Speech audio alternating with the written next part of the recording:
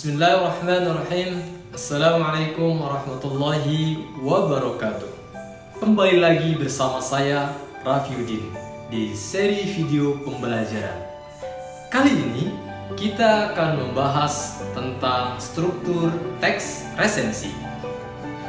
Untuk dapat memahami materi ini secara komprehensif, pastikan Anda menyaksikan video ini hingga selesai.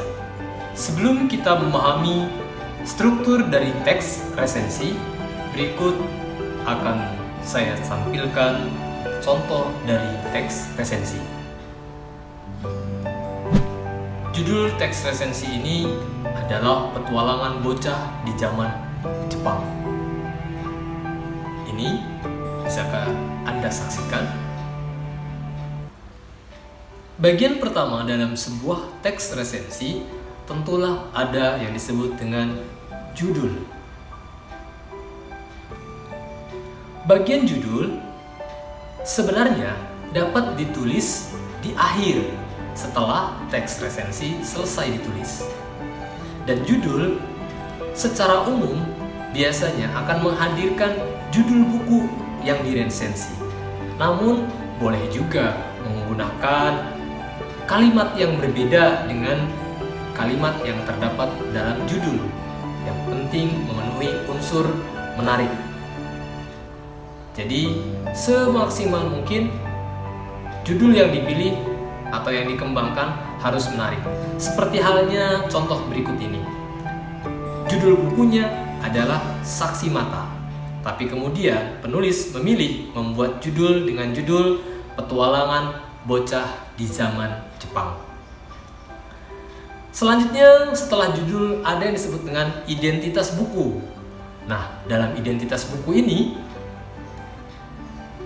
harus terdapat yang pertama judul bukunya yang sedang diresensi, nama pengarangnya, penerbit, dan jumlah halaman. Boleh juga dalam identitas buku dicantumkan harga buku tersebut. Bagian yang ketiga ada yang disebut dengan orientasi atau pembuka resensi.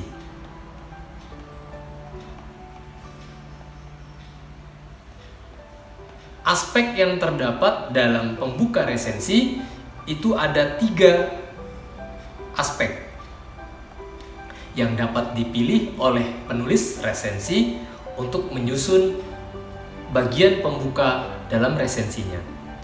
Yang pertama adalah dengan teknik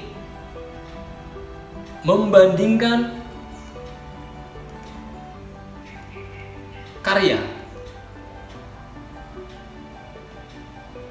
Membandingkan karya yang sedang diresensi dengan karya yang lain yang memiliki kemiripan. Yang kedua adalah dengan teknik menjelaskan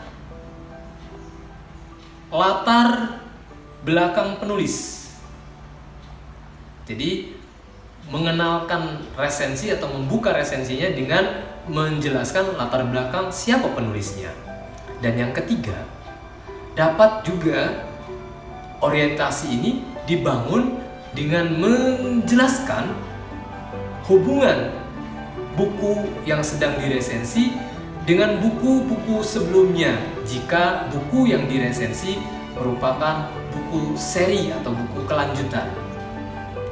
Nah, jika Anda menyaksikan contoh yang ada pada bagian pembuka resensi Petualangan Bocah di Zaman Jepang, buku Saksi Mata karya Suparto Brata, ini menggunakan teknik yang pertama dan yang kedua. Penulis resensi membandingkan novel dengan novel lain yang memiliki kesamaan atau kemiripan.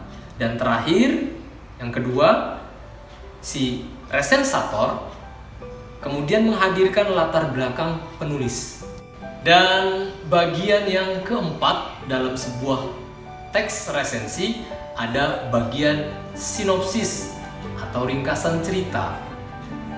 Pada bagian ini, penulis resensi akan menghadirkan keseluruhan cerita yang telah diringkas. Jadi keseluruhan cerita diringkas. Sehingga dalam sinopsis pasti akan menghadirkan alur cerita secara umum. Dan aspek yang paling penting dan menjadi inti dalam sebuah resensi adalah aspek penilaian. Pada aspek ini, pada bagian ini, penulis dituntut untuk menghadirkan kelebihan juga kekurangan. Maka pada bagian ini akan muncul kalimat-kalimat kelebihan atau keunggulan dari buku yang sedang diresensi. Misal, perhatikan di contoh ini ada kata, keunggulan lain dari novel ini adalah penggambaran suasana yang detail mengenai kota Surabaya. Jadi di sini terlihat betul bagaimana resensator menggambarkan keunggulan dari buku tersebut. Sangat jarang sekali novel-novel serius di Indonesia yang terbit dalam kurun waktu beberapa tahun terakhir yang menggunakan tokoh utama seorang anak kecil. Nah, ini juga resensator berusaha mengemukakan keunggulan dari buku tersebut. Selain tentang kelebihan atau keunggulan, seyogianya resensator juga harus mengemukakan kekurangan jika memang pada buku tersebut terdapat kekurangan. Nah, dalam contoh ini penulis resensi tidak menghadirkan kekurangan. Mungkin memang tidak ditemukan adanya kekurangan pada buku tersebut. Dan terakhir, pada aspek resensi yang terakhir adalah simpulan. Dalam kalimat simpulan ini biasa kita akan dengar atau akan kita lihat kalimat persuasif.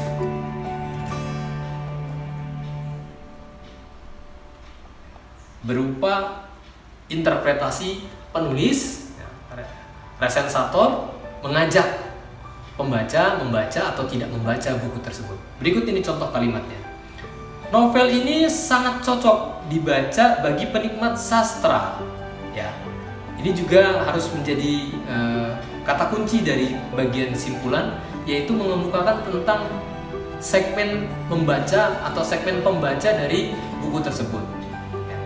Novel ini sangat cocok dibaca bagi penikmat sastra baik remaja atau dewasa. Terlebih untuk mereka yang ingin mendapat kesan nuansa Indonesia pada zaman penjajahan. Gambaran penjelasan tadi tentang struktur teks resensi mudah-mudahan dapat membantu Ananda sekalian di rumah dalam memahami teks resensi. Dilihat dari aspek strukturnya. Adapun untuk fitur kebahasaan akan kita bahas dan kita kaji pada seri video pembelajaran yang ketiga. Demikian video pembelajaran kali ini. Sampai bertemu lagi. Jangan lupa, jika video ini bermanfaat, klik like, komen, dan subscribe. Terima kasih. Assalamualaikum warahmatullahi wabarakatuh.